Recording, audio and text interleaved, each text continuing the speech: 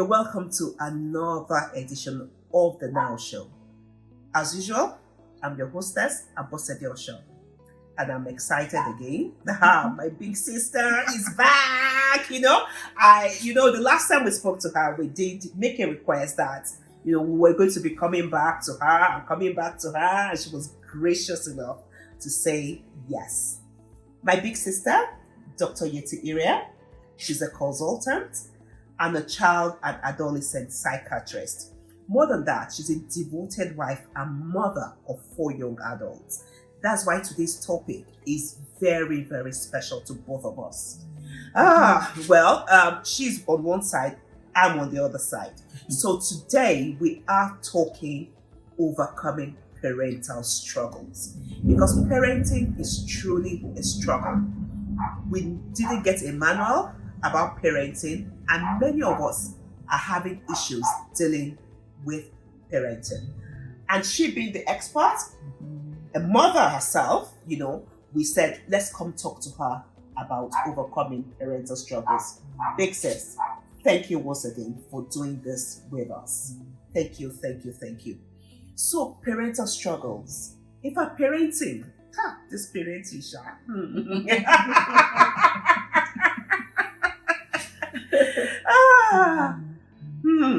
Sis, parenting. How easy is parenting? First of all, I also want to say thank you, Bose, for getting me on the show again. It's a privilege to be part of what you're doing. I really appreciate it. Now, parenting. Yes. The first thing I would want to say to parents out there is that everybody starts off with everybody who is a parent starts off with something beautiful in mind. Okay? There is no, I don't want to use the word a bad parent. There are no bad parents. There are no bad parents, and there are no bad children. Exactly. There are no bad parents, and you took that out of my mouth, and there are no bad children. And everyone starts off when you're carrying a baby for 9 months. Yes. You want that baby. You have hopes for that child. And you start off with the intention of giving that child the best life you can afford to. Okay, so if you are a parent out there and you are struggling at this point in time with any of your children, don't think that you're a failure. Things have just gone wrong, but you are a good parent. Wow. And if you are watching this show, it's because you want a solution and you want help. So you just need to pat yourself on the back for that. Yeah. Patting myself on the back. So it's not like you are a bad parent. No. Because I've come to accept that there will be issues. Especially being, I always go back to the Bible, and the Bible says to us that train up a child in the way he should go. And when he's old, he will not depart from it. So the way that I console myself, because truly I have struggles, as a parent. And, and someone said to me, between, the time that you have them and when they will become old, there's a process. Yes. So a lot of things can go on in that process. So that shouldn't deter you, So I pat myself on the back. We didn't get the manual, so we're all struggling and learning and relearning, and that's why we're doing this, and everything. But what makes a child?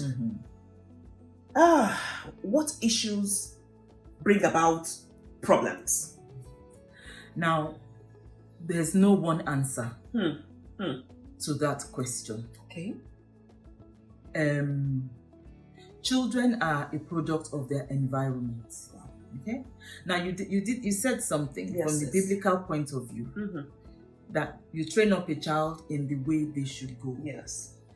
Now, the way they should go is based on your own interpretation of the way you feel your child should go. The way I feel my child should go may be different from the way you feel your child should go. The way I feel my child should go would be dependent on how my parents felt I should go.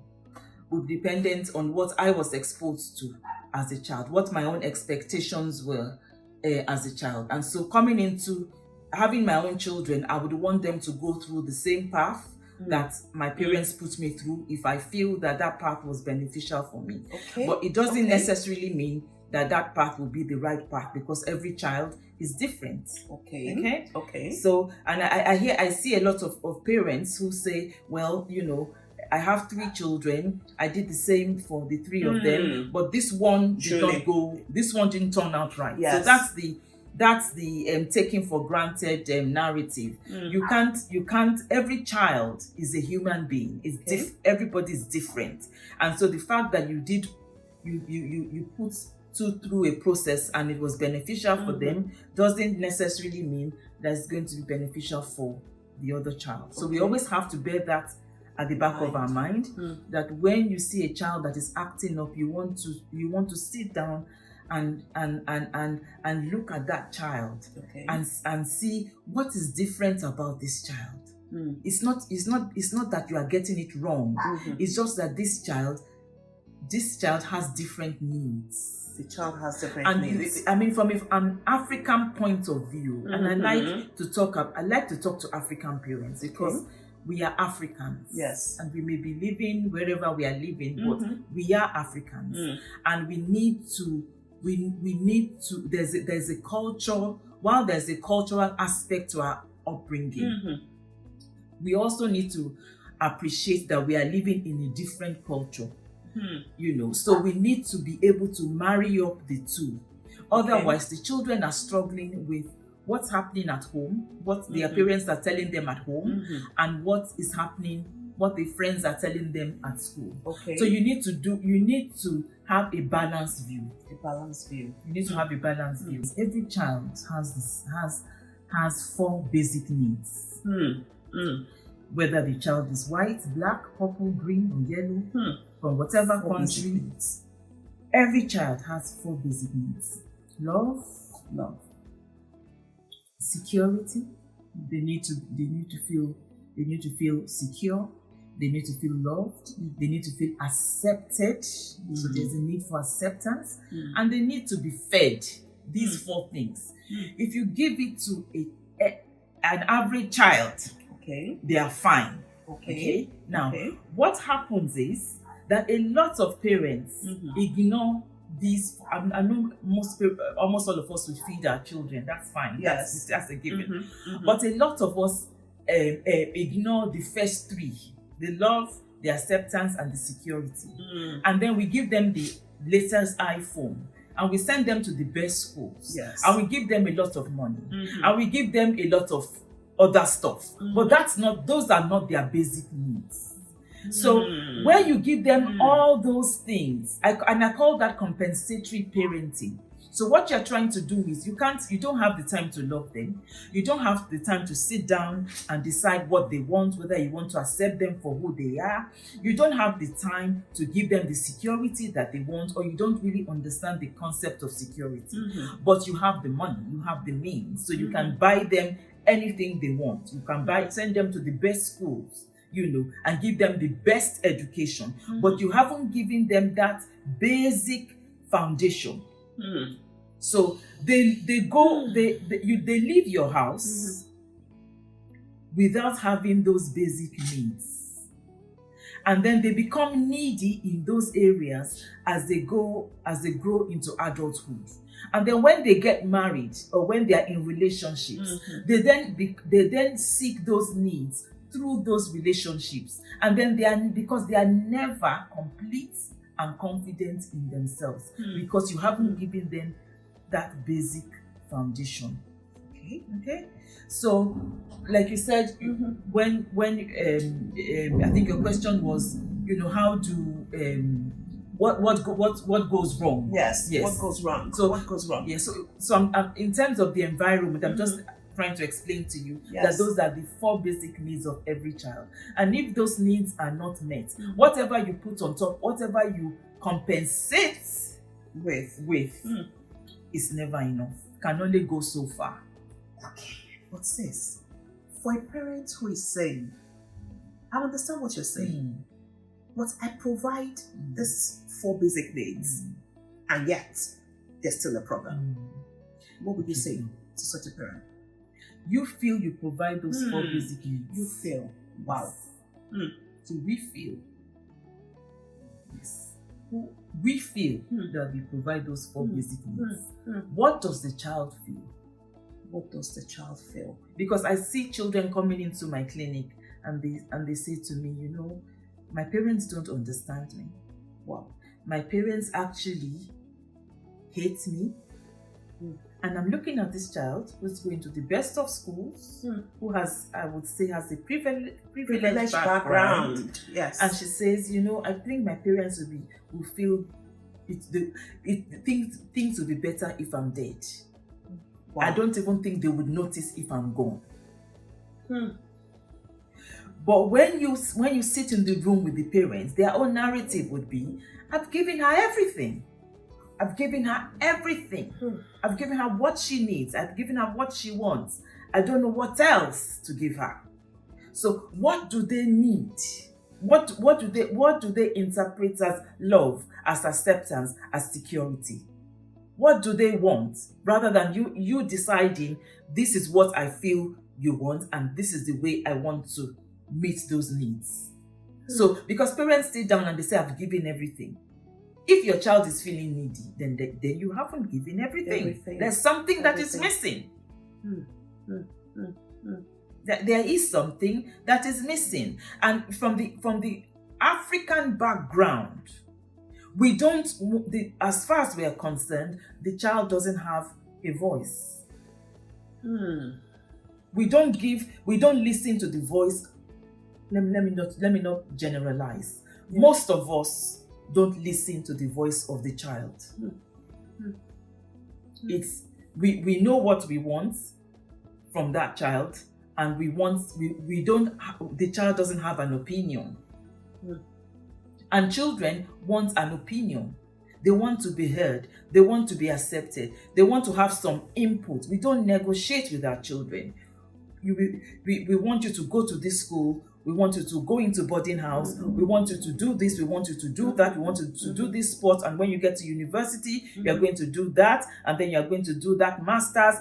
And we have children who have done about 2 or 3 masters, and they don't know where they are. They are lost. They can't keep relationships. They can't. Their emotions are upside down, and they are like, I have all these degrees, I have everything, but I don't have a life. It's so interesting you talk about this, because a lot of parents that I speak with, me inclusive, we think to ourselves that these children have the opportunity. I mean, they speak more. They are more vocal than we were growing up. I mean, I can't imagine my mother saying something to me and I'm talking back to her. But the children of nowadays, they see nothing wrong in looking you in the eye and actually saying something back to you. Gone are the days where an adult is talking and you don't contribute or you look away or something like that. So I think that's part of the struggle. So we're finding it difficult, when a child who ordinarily is even talking more than we spoke is saying they don't listen to me, or I can't talk. How do we deal there? Because I know that we're having this struggle, and they're real. Yeah. Now the thing is, we demand respect from our children. Do we actually respect them? We demand respect from them. Do we respect them? That respect that we demand from our children, do we actually respect them? So I spoke about security. I'm not talking about, a child feeling lost, a child feeling secure in their emotions, a child being able to trust you, being able to know that mommy or daddy has my back. That's the kind of security I'm talking about. And so you can talk to a child with respect from age 5. And that child knows, actually, my opinion matters. My opinion matters. But if you, every time you have always said, you don't have an opinion, this is what's going to be, this is what's going to be, then it comes to an age where they feel, actually, enough is enough. I'm not going to take this anymore. And then that aggression that they've been holding up for so many years then just comes out like that. And then suddenly you are like, but this child never spoke to me like this. What is happening? Because so that's when the rebellion starts. That's when the rebellion starts. And when we were having the other discussion, I told you that there are about 5 transitional stages in a child's life. So, and I call them the terrible 5s, actually. Yes. So you have age 5, age 10, age 15, age 20, and age 25. Okay. So from age 5, you can have a conversation with the child. Ask the child, what do you want? Okay. What do you like? What don't you like? Yes. What are you scared of? You can have that to and fro conversation. Okay. From age 10, which is the pre-pubertal age. Yes. Obviously, women and girls mature earlier than boys. So that's when they are pre-pubertal. That's when they're thinking about their sexual identity and all of that. Then 15 is when they are looking for their bodies, when they are more about their friendships. Who is in my friendship circle? And as a mother or a father, you should try to be one of those bodies. Okay, make sure that those in the circle. That you are one of those in the circle. Then by age 20, they are looking more for intimate kind of relationships. So and then by age 25, they are fully grown physically, men and women. Whether they are fully grown emotionally is a different thing. Okay. Now, so I've spoken about these stages. Now, where the question for mothers out there or fathers out there watching this show is, at what point in this journey did you drop your child? Okay? At what point in this journey did you drop your child? Because if you dropped your child at 5, if you dropped you dropped your child at 5, and then at age 20, you are now beginning to see pick up the child at age 20, and you don't like what you see, then you need to question when you drop the child. So there are people that we know who have sent their children to boarding school. And I keep on saying this boarding school because it's a big issue. It's a big issue, particularly among the African community, who feel that they are giving their children the best. It is not something that I recommend, unless it's something that you cannot, there's something that you can't just avoid. So if you put a child in boarding house at age 5, age 6, age 7, and then you pick up the child at age 20 or 25 when the child has left uni, what have you done with all that time when you should have been in the child's life? Now, and I know that parents will say, but I put a child in boarding house, I was there for half term, I was there for exits, I was there for open days, or whatever. What of the other times that this child needed you in the middle of the night, and the mother was far away in Africa? What of the times that the child was bullied, and there was nobody to talk to, and the mother was far away in Africa, and the child decided, well, nobody really cares, I'm going to sort it out myself, and cries themselves to sleep, and then 3 weeks later you then just come and see them for maybe a week? How much of an impact would you have had on the child? And you see, I see this recurring over and over and over again. And then at age 15, they come into my clinic and they say, but I've given this child everything. You haven't been there. And we spoke about Sis, before you even go on, I just need us to pause and ponder on what Sis has just said. At what point did you leave your child? Let's pause and ponder on that. Sis, what do we do? So we need to pick up the pieces, unfortunately. Mm. It's not going to be an easy thing to do. I've told some parents that you will need to call your children and you have to say sorry. Mm. Now, sorry is a big word, and it's not something that is easy to say. Mm. And why are you saying sorry? You're not saying sorry because you have done anything wrong. You are saying sorry because it wasn't your intention for things to end up the way they have ended up.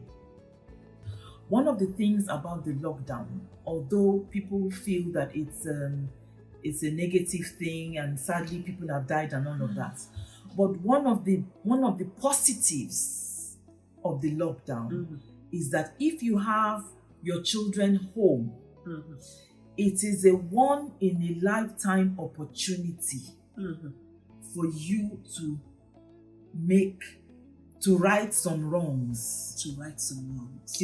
Is a one in a lifetime opportunity for you to right some wrongs. In other words, this is an opportunity to call them as a group and then individually and say sorry. Because your relationship, some parents are about to lose their children forever. I'm sad to say this, but it's just the truth, and we need to tell ourselves the truth, as bitter and as hard as it is. Some parents are about to lose those children forever, in the sense that once they leave uni, and if they don't come back home and they start living on their own, if you don't already have a relationship, you cannot then build that relationship. It will cost you the heaven and earth to be able to get that relationship back in a way or form that it will be meaningful. So if at this point in time, for example, I have I have 20-year-old twins, and I have a 26-year-old, and I have a 30-year-old. So 30-year-old has left home, and the 26-year-old is working, but he lives at home. Yes. And I know there are people who have 26-year-olds who have been working, living independently, but because of the lockdown, they've come home. So if it wasn't for this lockdown, you wouldn't have that kind of community where you have your children back home. So this is an opportunity to sit your children down and begin to talk. Begin to talk. If you need to apologize, please apologize. The fact that you are apologizing does not mean that you are relinquishing your authority. The fact that I'm apologizing, the fact I'm saying sorry, doesn't mean that I'm relinquishing my authority. And actually, it is the mature party who says sorry. And sometimes people will say, so what am I saying sorry for? So, I could say sorry for the way, so I'm not sorry for what I did. I'm sorry for the way I did it. I'm sorry for the way that I'm sorry for the way it made you feel. That was not my intention. So you open up the communication to say, actually, yes, I felt very bad. Mommy, I was lonely in school. I had nobody to talk to. Every time I knocked on your door, you would ask me to go away. You were always busy. And there's something about escapism. I don't know if we had the time to talk about it last time. And a lot of us are practicing escapism. When you say we're practicing escapism, without knowing, unconsciously, because so what do I mean by that? Escapism, yes. That's what do you mean by escapism? So our jobs, our hobbies, going for parties, events, the church. We go for night vigils and we say we are pastors. All these things unconsciously are taking us away from what our duties as parents. How do you deal with a child who doesn't want to talk to you? Because I'll give you a perfect example. I'm saying, I've heard you. I've called my child, who I seem to be having a problem with. I've said sorry. Can we talk? And the child is saying, I don't want to talk. Okay. What do you do? Now, every child has somebody that they can talk with. An auntie, an uncle, a family friend, a teacher at school. There must be somebody. There must be somebody that child is willing to talk to. There's what we call mediation in counseling as well, where when there are two warring parties, somebody sits in between in a kind of non-judgmental, taking a non-judgmental stance and tries to mediate between the two. So even if you don't have a professional mediator, you can get somebody that the child gets on well with to try to talk to the child, and persuade the child to have that conversation. And it's not going to be a one-day thing. It is going to be a process, and sometimes it is a long process. Okay, sis. We have enumerated the problems. We have enumerated many of the issues. We can't exhaust them, Is it ever too late to fix the problems? It is never too late to fix the problem. Okay. But it is easier when you start early. So for those of us who have children who are just teenagers, obviously, you have less of a job to do than those of us whose, children are much older. You have more work to do. You have less authority over them. Some of them may not even want to talk to you at all. Sometimes you don't even know where our children are. It's never too late. It can still be repaired. I always say one thing, that our children are the stories we sent into our future. Yes, you are very right, Bosse. Very right. And I guess that is the reason why a lot of people do not want to even own up to the problems that they have. I'd rather send the full story out than deal with the issue. Exactly. And you and I know that is detrimental. It's not helping you. It's not helping your child.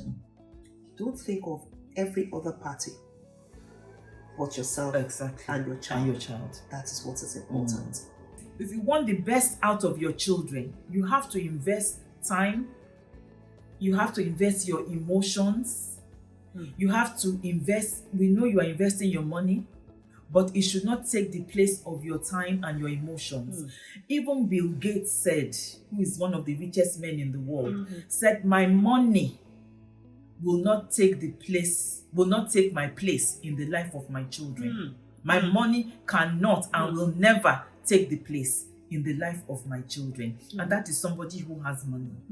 But then realizes that money is nothing when you haven't provided the basic needs to a child. Wow. So we need to go back to the basic needs. We need to say sorry. We need to go back to the drawing board. And it is never too late. Wow. Big sis, I can't thank you enough for this time. We will not know what's this time out. It might look like half an hour or something, but it's a transformational process for a number of parents and also their children. I do hope that with everything Big Sis has said, because she's even said the last word as it were, that we know and realize that it's never too late we can still repair that relationship and we can overcome parental struggles with our children, no matter what age. I know this has been a heavy episode, but like we always say, everything needs to come out, not just behind the door. But to welcome your way again on the N.O.W Show. I'm your regular hostess, Abosede Osho, signing out with my very special big sis. Thank you, everybody, for watching, and thank you, Bose, for bringing me on. Thank you, big sis. Love you so much. Love you too. Thank you. Thank you.